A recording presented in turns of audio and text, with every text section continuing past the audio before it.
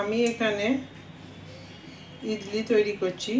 ইডলি তৈরি করার জন্য আমি সুজি দিয়ে ইডলিটা তৈরি করছি। এই সুজিটাকে আমি টক দই দিয়ে 10-15 মিনিটের জন্য আগে ভিজিয়ে রেখেছিলাম, যাতে সুজিটা একটু নরম হয়ে যায়। এরপর আমি এর মধ্যে একটু ইনো দিয়ে দিচ্ছি।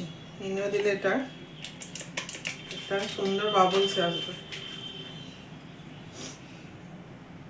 সামান্য এর মধ্যে সামান্য জল দিয়ে দিতে হবে।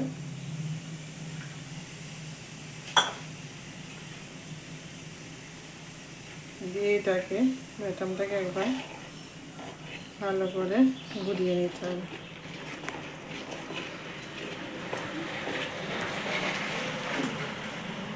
এর মধ্যে আমি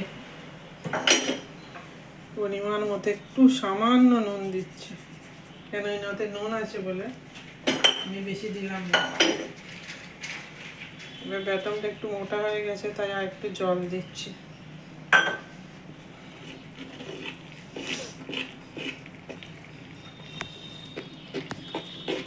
ব্যাটারটাকে ভালো করে ঘুরিয়ে নিচ্ছি।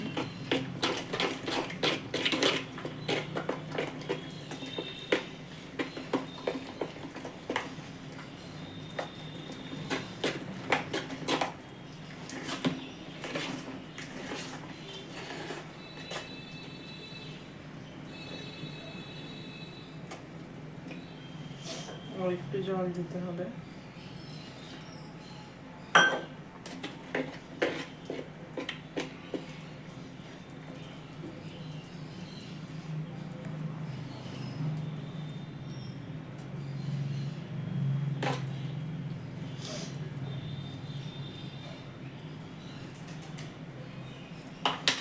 এবার আমি এই যে স্ট্যান্ডগুলো আছে, এতে আমি একটু সামান্য আগে থেকেই অয়েল ব্রাশ করে রেখেছিলাম। এবার ওর মধ্যে একটু করে দিয়ে দিচ্ছি।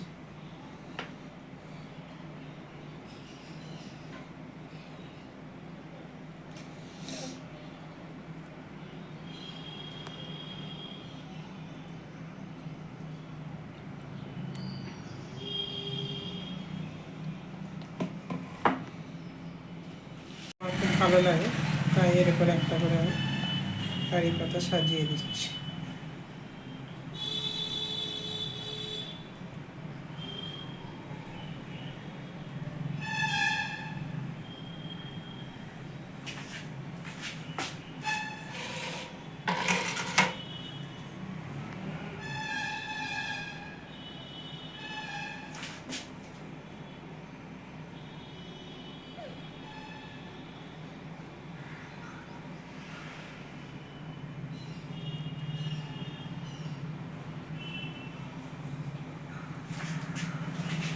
ব্যাস, এগুলো হয়ে গেছে আমার সাজানো। এবার আমি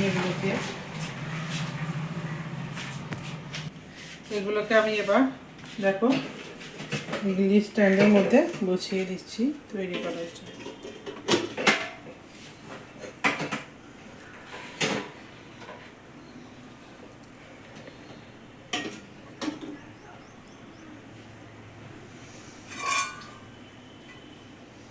এগুলোকে এবার ফোটাতে দেবো সামান্য।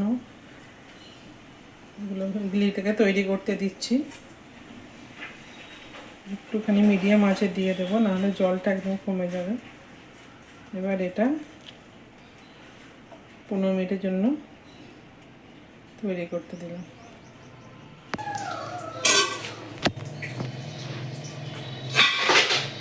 ইডলিগুলো আমার হয়ে গেছে।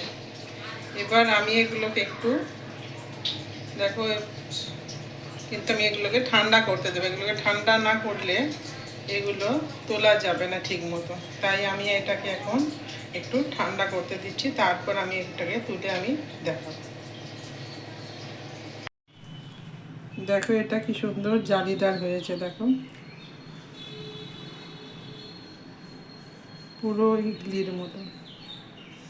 এটা তুমি সম্বর দিয়ে, আমি এই এখন আপাতত এই চাটনিটা করেছি, পুদিনা পাতা চাটনিটা দিয়ে, একটু টমেটো পিউরি দিয়েছি এতে, যেটা করছি এটা দিয়ে খেতেও খুব সুন্দর লাগবে।